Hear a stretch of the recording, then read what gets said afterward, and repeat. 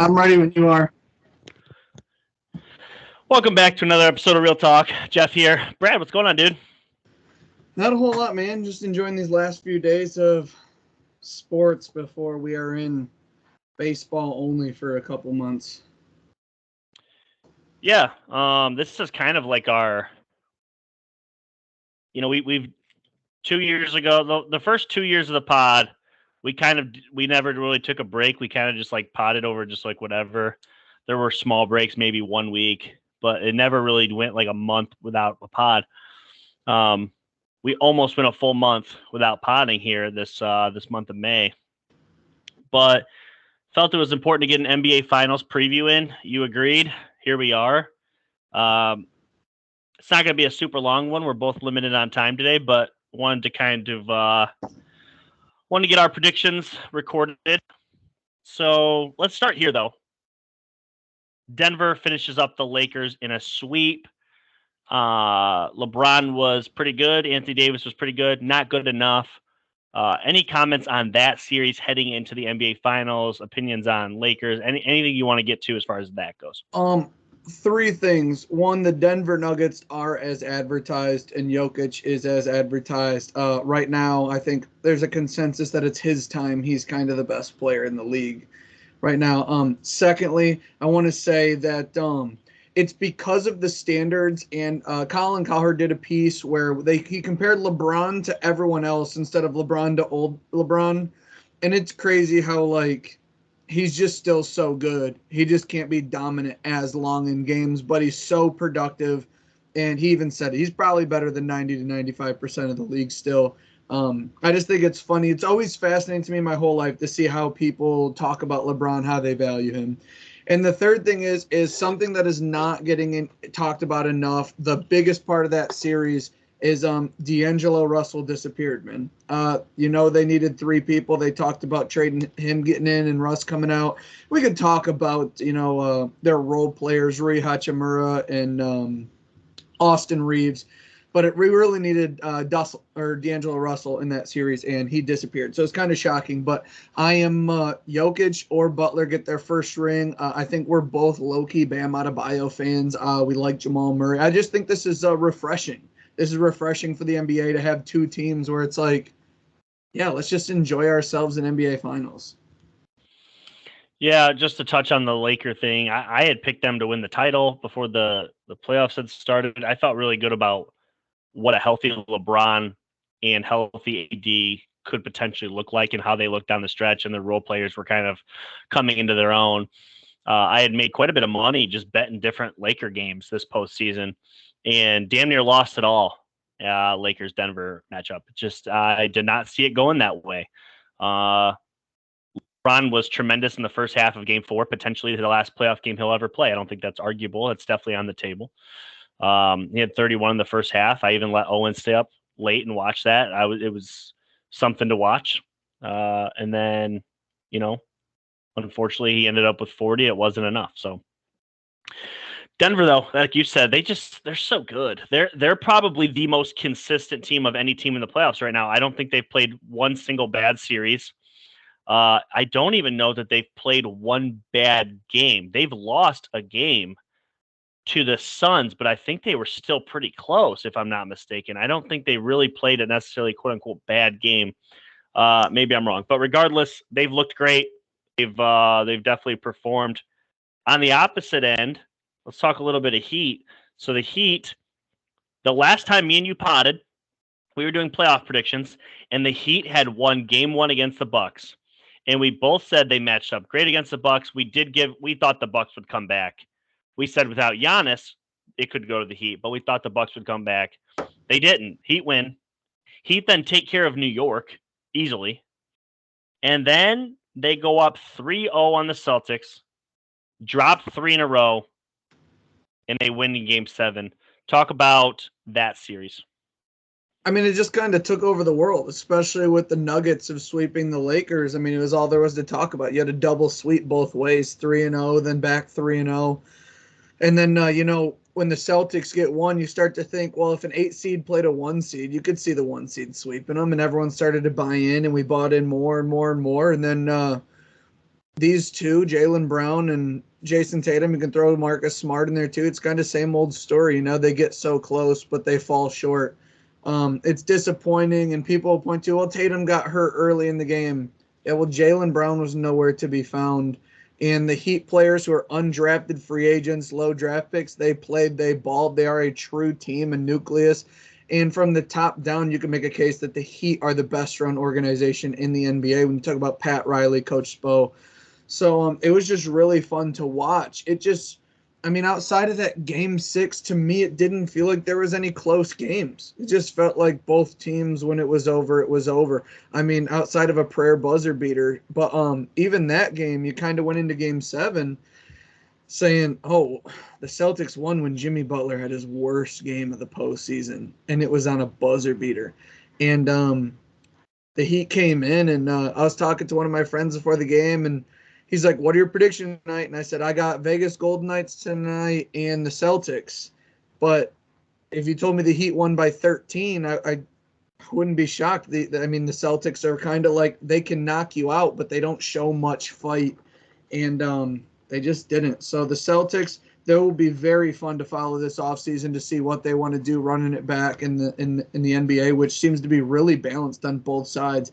But I just look back on the Eastern Conference, and it's just like, I feel like the Cavs threw a wrecking ball in this thing, man. The Cavs should have taken care of New York. It was crazy, and I think the Cavs would have beaten the Heat. Like, I just really think that in my own mind, and we would have gotten Cavs. It just would have changed the whole thing. Western Conference played out fine, but the Heat are there, and everybody can I feel like everybody could wrap their hands around Jokic and Butler, and we all just get to finally just watch some NBA with no, like, in my opinion, no massive legacies on the line, just two guys who are trying to put a ring on their finger, and it's like, let's go. Like, I'm very excited. Is there anybody, in my mind, Adonis Haslam and Kevin Love, are they the only two guys going for a second ring? Lowry.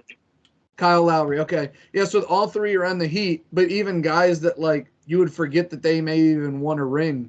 Like, so it's very exciting, but I think most of the population that I'm talking to, Nuggets in 4, Nuggets in 5, and they're all rooting for the Nuggets, and it's like, we'll see. But let me jump in here. So the Heat Celtics series for me, I actually picked the Heat to win game 1 against Boston, just because of how their trajectory was.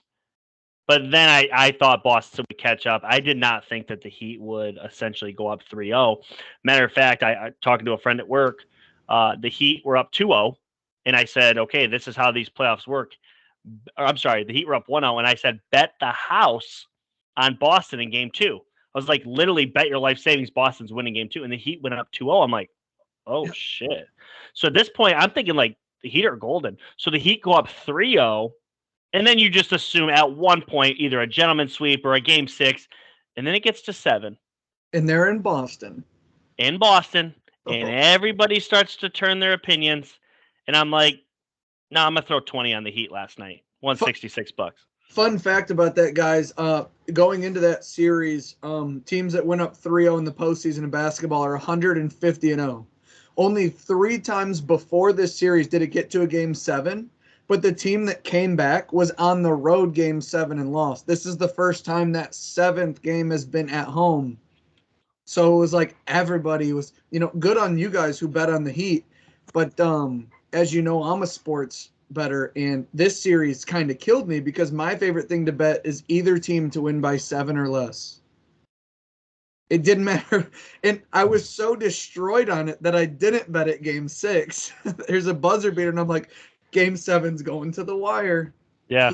Beat the dog. I mean, and it was, I remember almost sending a text. Jaylen Brown hit a couple shots in that first quarter. And I was just thinking, oh, don't let Jaylen Brown get going. And they were up by like 6. And then I left the room for a minute and came back, and the Heat were up 8. And I was like, what happened? But good on you, man. You had a better grasp on the Eastern Conference than I did. I feel like almost the whole way. I've been lost on all this, and maybe it's because of the Heat. Well, I want to talk about Tatum for a minute, because Tatum had the greatest game 7 we've seen in NBA history as far as in terms of points, in his series against the Sixers. He goes for 51 points at the TD Garden in a Game 7. It was the NBA record. It's the NBA record that just was made this year by Like Steph 2 Curry weeks of 50 ago, yeah. points. 2 weeks before. So literally, Tatum takes over. So I think going into this one, people were like, Tatum's about to have that dog in him. And he turns an ankle. And I want to like... It puts a big asterisk on everyone's opinions because, like, it's tough.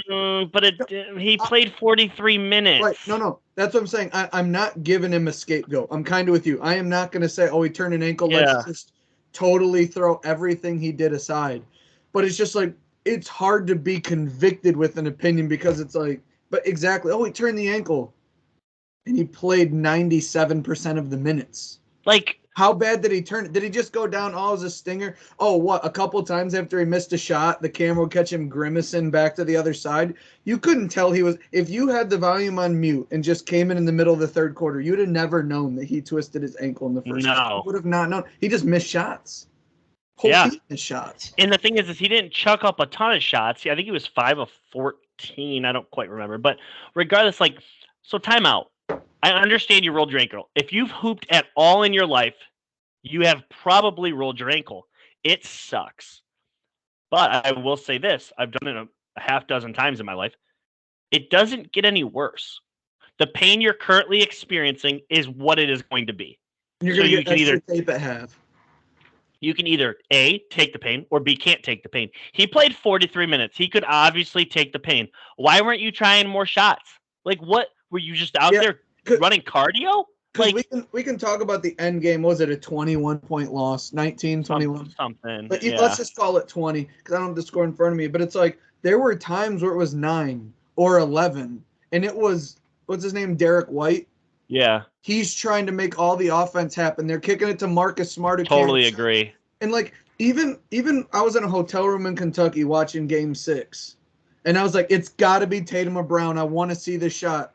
And it was a pass to Marcus Smart, 180 fade, and a Derek White tip-in. And it was like, I feel like Jaylen Brown wants to take over, but it's not his team, so he doesn't feel he can. And Jaylen Brown is okay with, like, not having – Jaylen Brown, I feel like, is like a snowball.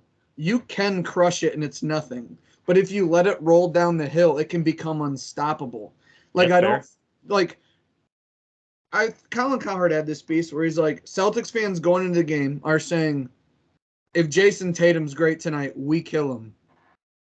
But you're like 60% sure Jason Tatum's going to be great. You're not confident that he will be. But if he shows up, get out of it. Like the Celtics had the most, I think, 10-plus point victories in the NBA. Like they are knockout artists. But they're kind of like the Bills. When they face a team that just won't go away and keeps fighting them, they often fall short. And it's like Tatum at 26 has been to 5 Eastern Conference Finals. He's had a tremendous run in career, but like how much longer do you keep these two together? I just don't know. It'll be fun to see because I don't have the answer. I'm just curious to see what they come up with. Yeah, I think there is a lot of talk that a potential Jaylen Brown straight up trade for Damian Lillard makes sense. Because a lot of people talked about this and bring it up, and you may not have realized at the time, but there was talk when Kevin Durant was leaving the Nets. Just give him Jaylen Brown, straight swap, maybe a few picks involved. Like, that's how Jaylen Brown is viewed because of his age, and he's a two-way player. He's super young. Yeah, if he's one of your 2 best players, you might be able to get it done with a different guy. So I could see Dame time because, I mean, Portland's just been so boring and out of it that, like, I feel like I don't think Dame's a top 75 player of all time, like he was voted. Personally, I think you can make a case for top 100. I don't think top 75 yet, but that's fair. It really only has to do with accolades. When you watch the guy play, you would say he's top 5 in the league, but he never gets talked about it like that. Yeah. Like, or he never gets the accolades for it. It's always like, yeah, Dame's in the conversation. You put Dame on the team like the Celtics that is run the way they are, has the defense pieces around it. Like, I think it would be really fun to get Dame in the spotlight because he's in Portland, so we can't watch him on the East Coast. He's always on at 10-10. You wake up and see drop 66 points against the Utah Jazz or something. We don't really get to see it. We catch highlights, and then it's like postseason. It's kind of on now. oh, Trailblazers are 13th in the West. You can't be that good, but it's like, I would love to see Dame come around. Yeah, no, I think there's value for East Coast people, like you just said, seeing him play somewhere in a high market. Yeah. Even if it's on the West Coast, playing for the Lakers, we'd see them more. You know what I Exactly. mean? Because there's just more featured games. We just don't see him playing in Portland, especially on the West Coast. If you're a market like TNT or ESPN, you'd say, I'll take 2 Dame Lillard games a year. And it's a 6-month season. You just can't put you're getting Dame games, not Blazers games. And that's Yeah. So the number 8 seed, Miami Heat, and the number 1 seed, Denver Nuggets. Real quick. Go ahead. Yeah. I just want just a few things outside the world, because I feel like it's coming in heavy in my world. Hopefully it's coming in some of your guys's. Maybe we can make it bigger part of the podcast here eventually, maybe next year. But hockey, man. Hockey's in it, and I'm in it. And I hope some of you listening are in it. But Boston became the first city in history for their 1 seed to lose to an 8 seed in the same season, and they happen to both be from the same state, Miami Heat, Florida Panthers. Not only that, in the Stanley Cup and NBA Finals, you have an 8 seed versus a 1 seed. Like, that's just crazy. It's just crazy. You know, the thing is like, for the longest time, we have viewed the 8 seed in the NBA, East or West, as a sweep. We just know them to get swept or gentlemen swept, right? Yeah, very, very, very, very, very rarely will you get an upset. And even then, they're dead to rights in the second round because they use all their energy. This Miami team doesn't seem dead. And I don't know if you agree. Are you giving them a chance against Denver? So, absolutely I am, but I can't speak for hockey with the same way in 8 seeds, but like the 8 seed Heat was in the finals, like, was it 2 years ago? Or was 2020. It 3? Okay, and then last year they were the 1 seed. So it's, right. So you have that. And in hockey, if you guys aren't familiar with this, the President's Cup is given to the team with the best regular season record. The Panthers are an 8 seed this year, but they won that last year. They were the 1 seed a year ago. So they had some injuries, some problems, and they've caught fire here in the postseason. And it's like both these teams aren't that far off from having the pressure of being that great team. They're still kind of those teams, and they're doing it. The problem I'm having is I feel like if you were to, like, I know Anthony Davis didn't do offensively exactly what he wanted, but I don't think the Heat have anything to throw at Jokic like that. And we're gonna talk about Jokic and what he does, and he's a triple-double machine. He runs the point. He does this favorite thing. If you guys haven't watched the Nuggets a lot, he does my favorite thing. Like, guy from the 3-point lines bring it up. He catches it. He turns around and he holds the ball above his head, and he throws like these pump fake passes. And when you step off of him, he just shoots. Like, his elbow starts where like his nose is on his shot. So he's like, he's almost unguardable. But we're not even talking about Jamal Murray. We're not. If you were to go by the numbers, the best player in these playoffs is Jokic. The second best player is Jamal Murray. Jamal Murray beat the Lakers, not Jokic. Yeah. I know some of you guys are listening. They both did. You see what Jeff's You get one player, you're picking Jamal. Yeah, exactly. But it was just like Jokic's stat lines were there, but like Jamal Murray this postseason's like 50% shooting, 31 points per game, 90 plus at the free throw line. And then you got Aaron Gordon, you got MPJ, you got KCP. Like, this is a full out roster, and it's tough to play in Denver.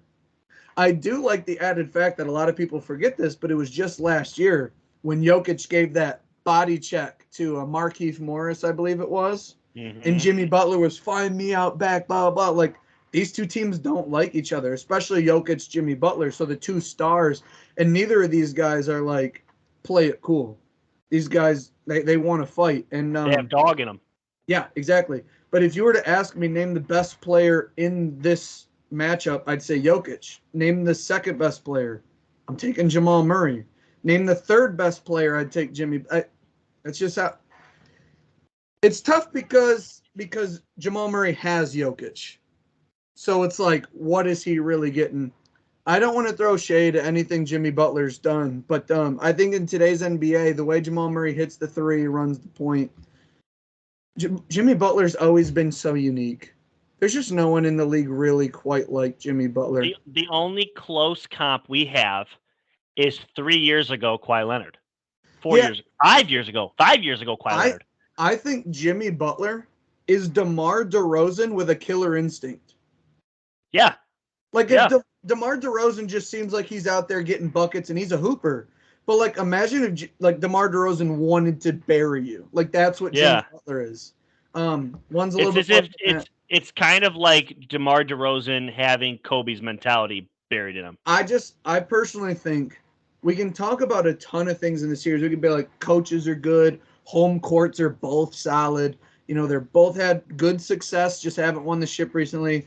But it boils down to, I don't think the Heat have anything for Jokic. Not that many teams do. And we could, but Bam is undersized and out. I just think. Quick question. Who's better, Giannis or Jokic? Is it close? I'm starting my team with Jokic. Okay, because Bam plays Giannis almost better than anybody in the league. Yeah, and he's played him really well. And when you talk about matchups, I just think, like, you can let Giannis shoot. You can't with Jokic. You can let Giannis shoot. Jokic is a better ball handler. He's a better shooter. Giannis is faster, maybe better down under the rim. But Giannis seems like he overpowers you, but at times seems out of control. Jokic is calculated. Jokic is out here playing like he's like Luka in a bigger body almost. Different games, but in terms of, like, the passing, the shooting, he plays well on defense. He can hit a three if you leave him open. He shoots, 83% from the free throw line, something around there. There are things you can do to limit Giannis still. They're very hard to do because what he's good at, he's unstoppable. What part of Jokic's game is weak? His baseline to baseline speed? He's not a great defender. Sure, Giannis is a better defender. We're talking about two of the top 3-4 guys in the league every year. I'm not trying to make this about Giannis. I was more or less trying to say I think Bam plays good defense. Let's do this quick. So I think they're totally different players. I think Giannis is a unicorn in the way that he plays. We 100% agree Jokic is the best player in the series. You think it's Murray is at 2 and then Jimmy 3. I have them swapped, but argument's sake, well, whatever. Who's 4? Bam?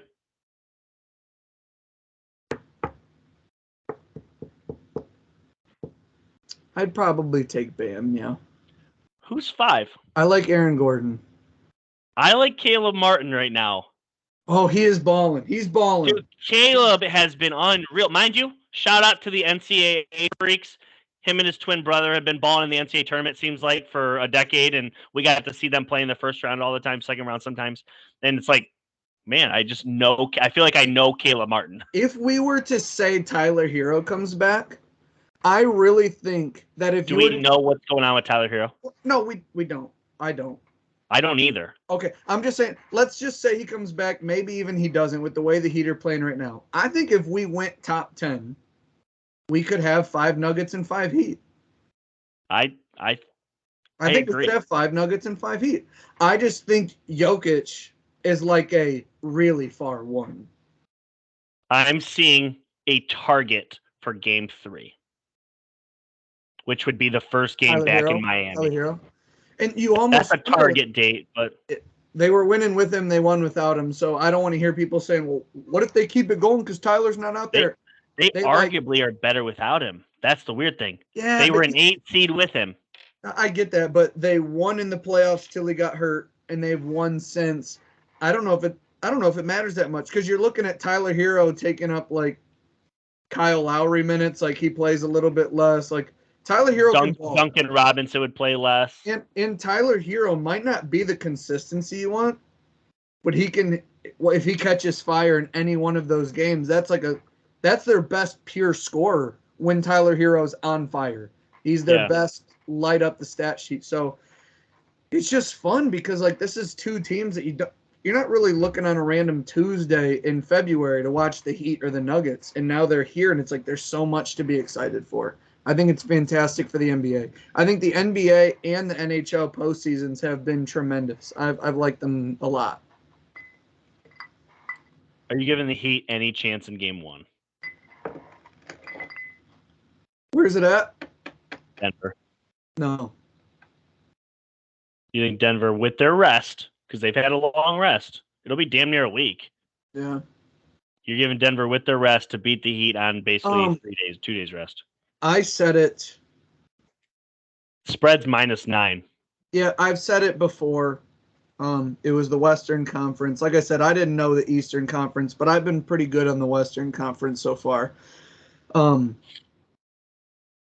giving the Heat. I don't think it'll be a sweep. A lot of people are saying 4-0 or 4-1. I think it'll be 4-1 or 4-2. I don't think this series sees 7. I don't think it's done in a sweep. I'm giving the Heat 1, if not 2.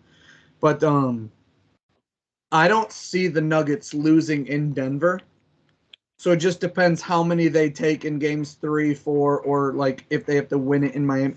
I don't see the Heat winning in Denver, but I can see Denver winning in Miami. I want to point something out. Heat won Game 1 in Milwaukee. Yep. Heat won Game 1 at Madison Square Garden, MSG against the Knicks. Heat won Game 1 in Boston. Now, mind you, weirdly enough, the Heat won 4 games against Boston. That's how a best of 7 works. Right. Three of their wins were in Boston, including Also, Game 1 and Game 7. I'm going to flip it in 2 different ways. One, well, now we know if they don't win Game 1, like they view that as a must-win. So if 1,000% it's a must-win. So if the Nuggets take Game 1, which less rest, flying to Denver, low altitude against a team that has just played no games this postseason. Yeah. And secondly, you even posted it yourself. Every team but the Celtics are way better at home than the Celtics. Yes. So I think we're going to look back at this Jimmy Butler team and say they were dogs and they gave every team hell, but they're going to fall short twice in the championship game. And it's going to sting for Jimmy, and I feel like people are going to feel for him, but I just think Denver they're running into a complete team with the best player. I think Jokic is. I have a couple questions here. If you got to pick the winner of the NBA Finals, like you get to choose who the winner is, who are you picking? I'm picking Denver. I'm guessing you're also picking them in your predictions. Yes, I am picking Denver. I will say what you believe. I believe in 5. I think the Denver Nuggets will get it done in 5. And it's mainly because I really like Jamal Murray. I liked him a lot early on, but I really loved him when he dueled Donovan Mitchell in the Jazz in the bubble. I feel like that's what came around. He's coming off injury. But I also feel like Jokic, he should have won the MVP this year. So finals MVP will look good. If I had to pick a winner, I would pick the Heat. Mm-hmm. I just like what the Heat are. I love the 8 seed. Obviously, Duncan Robinson. I've been pretty vocal about how I feel. Right. Duncan's one of my. Yeah. So my prediction, though, goes back to what I just kind of said. I truly believe the winner of Game 1 wins this series. I give the Heat a chance to win that game, but I don't think they win. And I would take Denver in 6. Just because I do believe the Heat have enough shooters to make this a fun series. I could see them getting potentially both home games, and then Denver closes them out the next 2. But yeah, I just think they seem like an absolute juggernaut. They feel like they did it the right way. They feel like they did it the right way. Heat do too. Yeah, they don't quite feel like the Spurs, because I don't want to compare them to the Spurs, but they feel like they just have a guy everywhere, and their best guy is led from down low, and it's just so hard to beat the best big man in the league. You know what I mean? When that guy is a thing, it's hard to beat that team. It was hard to beat Shaq. It was hard to beat Duncan. It's hard to beat Giannis. Yeah, you look at some of those guys, even in their prime, like LeBron's 6'8", 6'9", Giannis is 6'9", Kawhi Leonard's 6'8". Like, those are big dudes. They can work from the inside out. It's truly hard to beat those guys, and it's even harder when that big guy has a guard that is as good as them. You know, like Jamal Murray is not better than Jokic, but he's damn good, and they have the perfect guard center combo. Yeah, we haven't hyped on it, but we both have mentioned here and there we loved the Aaron Gordon addition to this team. Yeah. Oh, yeah. And it really allowed Michael Porter Jr. to be the 4th best player, and on some nights the 5th with KCP. Michael Porter will thrive in that role. Are you kidding me? It's almost unfair that lottery pick Michael Porter Jr., who was projected to go higher but had back issues, is the 4th best player on this team because he will easily succeed in that role. And Aaron Gordon, who is damn near an all-star playing for Orlando, has been asked to be the 3rd best player on a championship team, and he's thrived in that. It's like Michael Porter Jr. will have like 7 points game 1, 9 points game 2.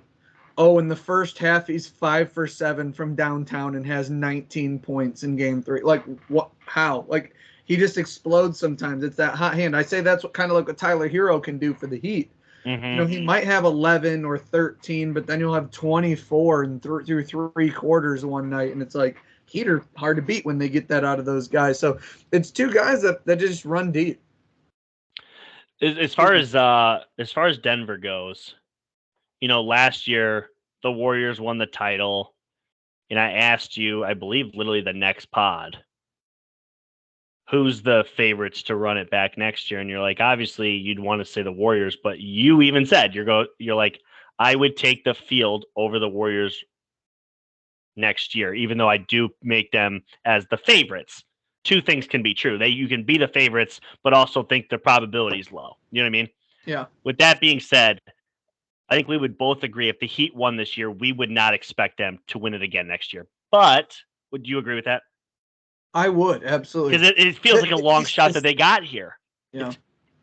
But if Denver wins this year, well, they've got to be the favorites next year, right? Yeah, but what's great is in betting purposes, we're going to get great value because they're going to have the Suns. And if Ja comes back, they might even have the Grizzlies. I could see the Nuggets having like the 4th best odds in the West next year, regardless of the outcome. The Celtics are going to get overvalued again, too. Yeah, to make it out of the West, I bet you the Nuggets will have like the 3rd or 4th best odds. Like, because there'll be movement and stuff. James Harden will go to the Rockets, and John Morant might have suspension. They'll target the Warriors. The Phoenix Suns have Durant and, blah, blah, blah. I could see the Nuggets being like plus 275 to make it out of the West, and it'll be like, that's just great value. Yeah. Because I think the Nuggets are beatable in 1 game. There's not a lot of teams I think will beat them 4 times in 7. Like, they're really good, and Jokic is him. I don't think he should be the 3-time MVP. I do want to say that because I think last year Embiid should have won it over Jokic, and they screwed up. So this year was kind of like a make it right, I think, because Jokic was – anybody who knows a lick about that, Jokic was the MVP. And here's the thing. This is a testament to Jamal Murray. Jokic may have a title already if Jamal Murray doesn't get hurt. Yeah, man, that was a shame. If bubble Jamal Murray plays in 21, 22, and now 23, we might be looking at Jokic as the best player in the league, and the Nuggets might be having multiple titles and going for a 2nd and or 3rd title. I mean, literally, Jokic was going to war with nobody. It would not be their first appearance. No, not at all. And that's currently how we're viewing this team, and I would have to imagine they would be the favorites to propel themselves forward. I'm excited to see where it goes. Yeah. Do you think that this is kind of like I kind of already asked this, but like, is this like the beginning of what could be a dynasty? Do you think Jokic could almost be that next Tim Duncan figure? The thing is I don't know, because I just think the NBA is so loaded with talent and guys that can just go out and win games, maybe themselves or in twos, that I don't know how likely it is we see dynasties anymore. I mean, we saw the Spurs, we saw LeBron's dynasty, if you will, him making it so many times, but it's like, I don't see Jokic falling off. I see the Nuggets being good. But if you're going to ask me a dynasty, so you're saying over the next 5 to 7 years they win 3 titles, like that's what it takes to be a dynasty. I don't know if I'm willing to make that, because the NBA, I mean, there's every year you can pick about 7 to 8 teams you think really have a shot. So injuries, this will happen. There's a lot you got to do. Stay healthy. 82 game season. Jokic is a bigger guy. Jamal Murray's already on knee. Michael Porter Jr. had the back. So who knows? And when you win, players want more. Some players get poked out. Your roster gets thinned out. So there's a lot that goes into it. And I also think just predicting dynasties also kind of like doesn't do enough justice to the franchises that were able to produce them. Like that's not something that we should just think, oh, when's the next dynasty? This one's over. This one goes. Like that's not always how sports work. Yeah. We talked about this when you and I met up for a baseball game. I don't know if it was last week or 2 weeks ago. Feels like forever ago already. But May 13th, I think, is when the game was. Yeah, so you and I went to a baseball game up in Detroit, Tigers Pirates. We had a good time. That was draft lottery night, and the draft lottery fell into the Spurs' hands, so they have the honor of more than likely negative 20,000 odds to draft Victor Wembanyama. Opinions on, obviously we were both like, boo, not the Spurs, but opinions on him going to the Spurs, opinions on what he could be in the NBA, your excitement level for him entering the league. I think he went to the best possible spot if you're Wembanyama and his family. You go into an organization that's run correctly. You're going to get mentorship from Tim Duncan, Greg Popovich, Tony Parker, who's from your country. You are going to have all the tools available to be the best player you can be. And as a Luka fan, I'll make that clear. I don't know if I'm a Dallas Maverick. I'm a Luka fan. I like watching the NBA and players. I'm excited to see what Wembanyama can be. I didn't care where he was going to go. I'm just excited to see him play. Will I be super stoked to see more primetime Spurs games when there might not be that good? I don't know, but Wembanyama could make them that good. So I didn't really care where he went. I could have found reasons to not like it or like it anyway. I'm excited to just see him play. He's often been called the greatest prospect in the history of basketball. By people who are 16 years old or younger, I guess. Like, what are we doing? Well, I mean, there are some pretty educated people that have said he's the greatest prospect in the history of basketball. Obviously, LeBron James is probably the greatest high school basketball player ever. He lived up to the hype. Do you think Victor lives up to the hype of being arguably the greatest prospect ever? And if that is the case, what does that have to look like? 4 or 5 titles? Like, what are we talking here? I don't know. Because like people will say, like the instant reaction I just had where, oh, LeBron was the best prospect.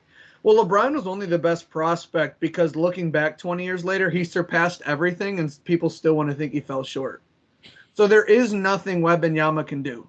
Unless he goes to 7 finals and wins all 7 of those, and that would surpass Michael Jordan, maybe then he can reaching his potential. I don't know. I think that's all nonsense. He is a great prospect. We've never seen anybody this big with that skill set that also seems to have the filled out body to not like Chet Holmgren. It's like, oh, he can dribble and do all this at that height. But it looks like if he fell over, his arm would snap. Like Wembanyama's filled out. He's this height. He can do things. There's video of him missing a 3, taking 2-step and putting back, dunking. Teams are going to target him. They're going to do their best to stop him. But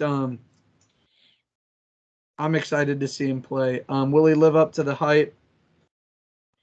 That's not something I'm too interested in. And maybe that's a sad answer, but I just want to see how it plays out.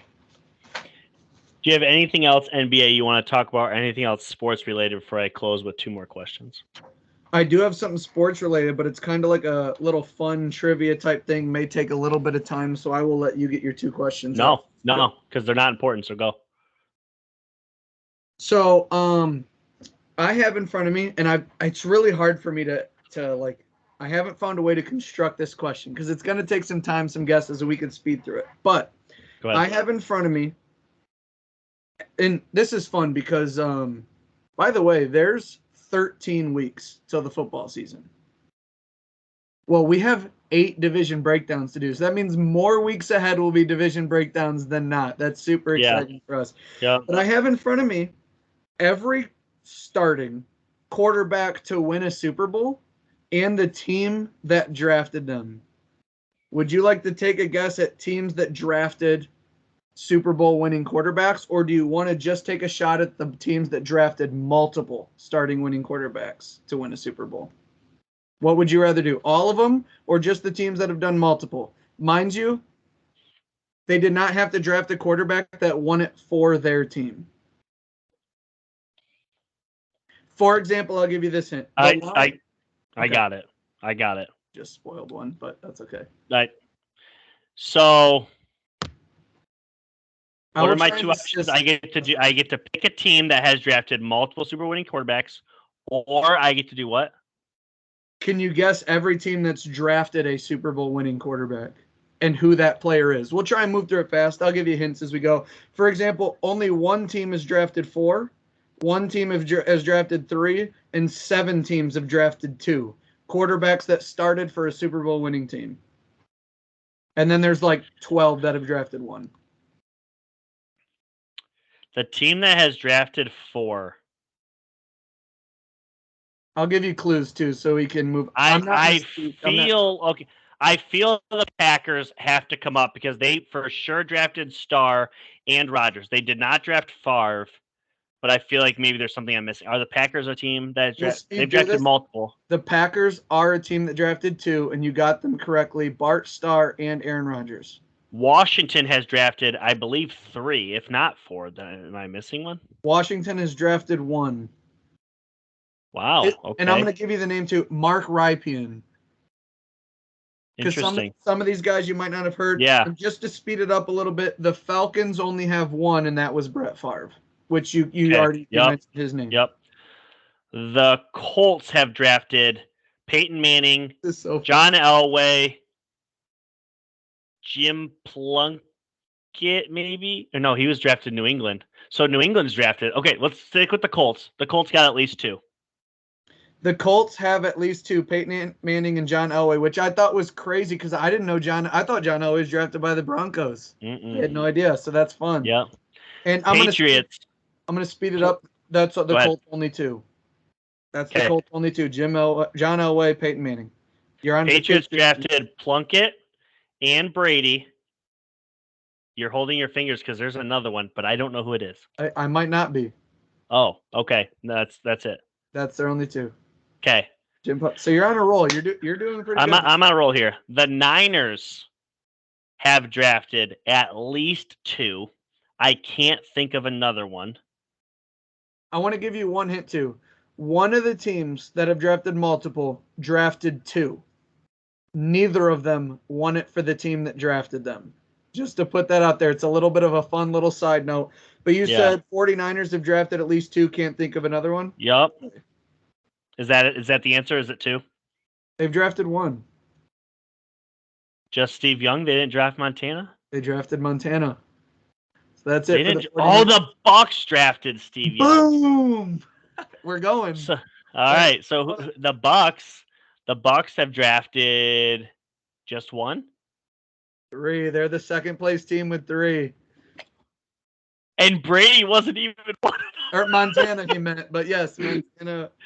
Or the Buccaneers, yes. No, yes. Brady. You're right. I'm sorry, my bad. Jeez. Okay. What else? Cowboys. Okay. 3. No. 2? 2. Aikman. Correct. And Roger Staubach. Correct. That is their 2. Okay. Oh, No, not the Chiefs. Who's got Super Bowls? So you said the Lions. Yeah, The Lions drafted Stafford. correct. Is that And he their won. only Super Bowl quarterback? He won it for the Rams. Yep. Is he their only one, though? Yes, actually, they weren't even on here because this was made 3 years ago. But Patrick Mahomes has won 2 of those, so it didn't really do too much to the list. All right, who's got the 4? You want me to start with the 1 or the 4? Go with the 4. Go with highest to lowest now. The 4 is the Pittsburgh Steelers. Oh my God, I'm such an idiot. So obviously Bradshaw, Roethlisberger. Those are the 2 that won it for them. Those are the 2 that make. I mean, ding ding. The other 2, I've heard both of their names, but one of them, no idea the Steelers drafted him. That was crazy. Who? So number 3, Len Dawson. Len Dawson won it with the Redskins. Okay. And number 4, the Pittsburgh Steelers drafted Johnny Unitas. Didn't know that the Steelers drafted Me neither. Unitas. It was a mind blower to me, but the Steelers have 4. Yeah. And the Bucks have 3. You got Steve Young. Steve Young, Brad Johnson. Nope. But we'll just move it over for speed. Brad Johnson is the only one for the Minnesota Vikings. They drafted Brad Johnson, but he did win it with the Bucks. With the Bucks. So who are the Bucks' other ones? Because I don't know them. Steve Young, Doug Williams. Doug Williams went with the Redskins as well. And Trent Dilfer for the Baltimore Ravens. Duh. So for the 2s, you got the Patriots, you got the Packers, you got the Colts, you got the Cowboys. There are 3 other teams to have drafted 2. You want the team? Not the Bills. The Jets. Jets only have 1. Okay. You know his name. Yeah. Oh. Is it Seattle? No. I was just saying the quarterback for the Jets. I know, Namath. Oh, yeah, okay. Namath. Yep. So the Seattle's not the one with 2. Seattle has 1. Who is it? Russell Wilson. Yeah, well, I know that. Who's the team that has 2? Oh, we can go with the New York Giants.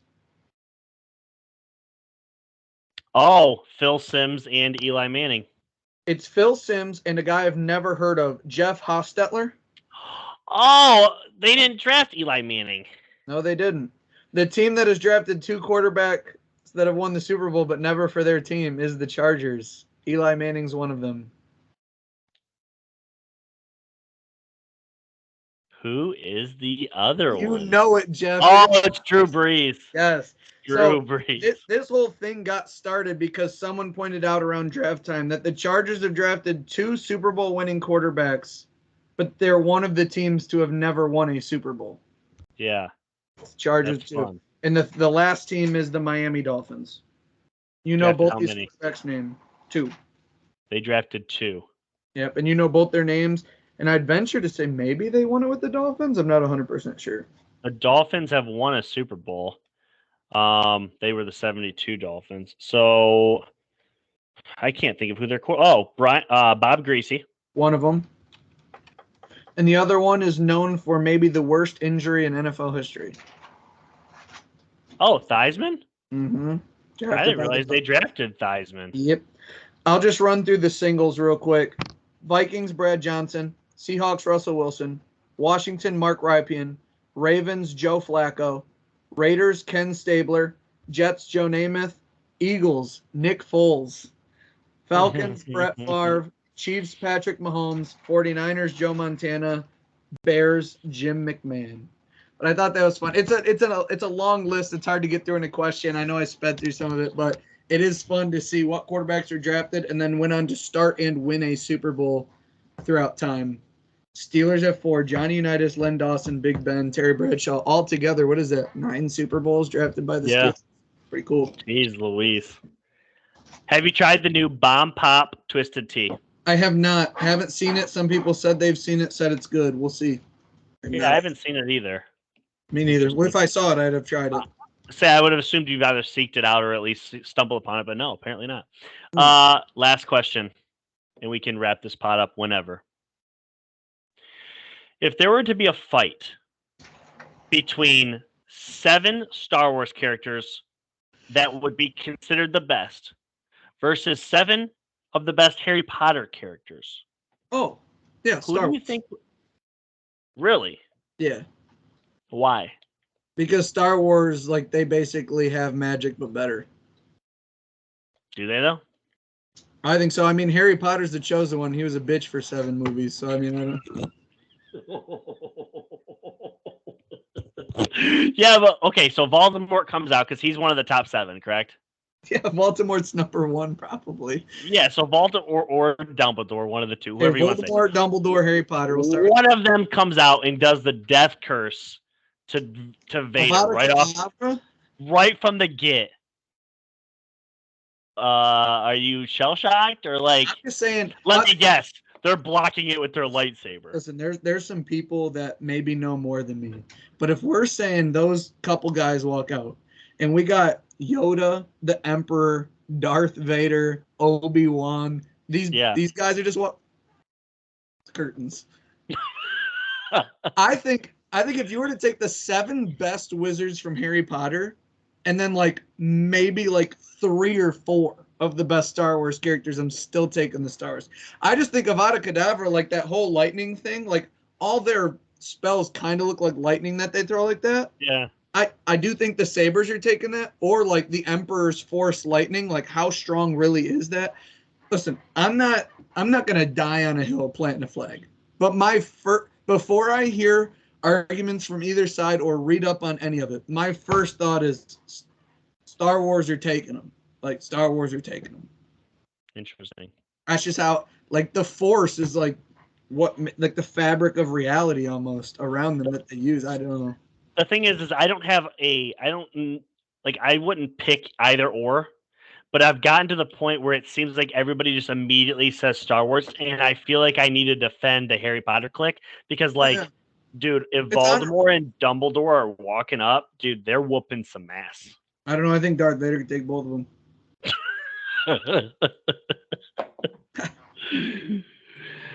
I don't know if this is. But I think that I'm telling you, this comes out right now.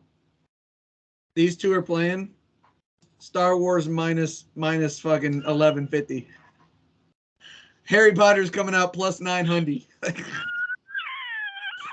Come on, they got a shot. Like, it's gonna take some craziness happening. I don't know when we're potting again. We got division breakdowns coming up.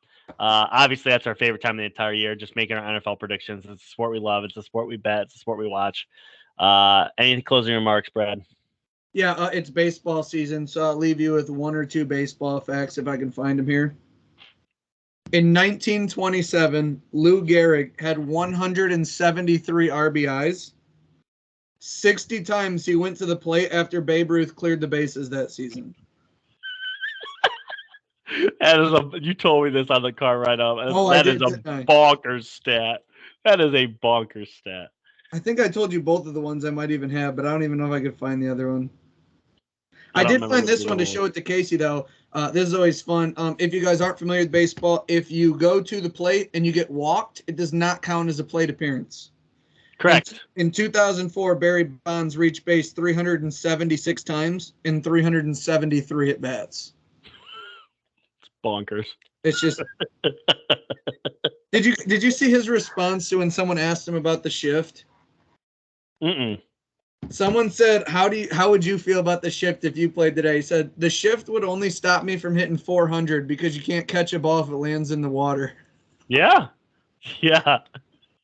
I love it when, like, legends get cocky about how good they are. Like, that's... I mean, let's be honest. Barry Bonds is the greatest pure home run hitter in the history of the league, and then he got on roids.